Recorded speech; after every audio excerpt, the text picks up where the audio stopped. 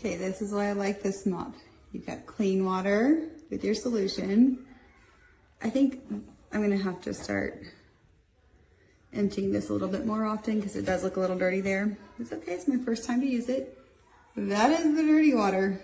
It comes off and makes dirty water. So here's what it looks like. This is just from our laundry room, pantry, and 2 bathrooms. And we just mopped last week. Oh my gosh.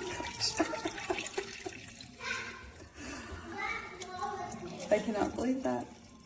I am disgusted.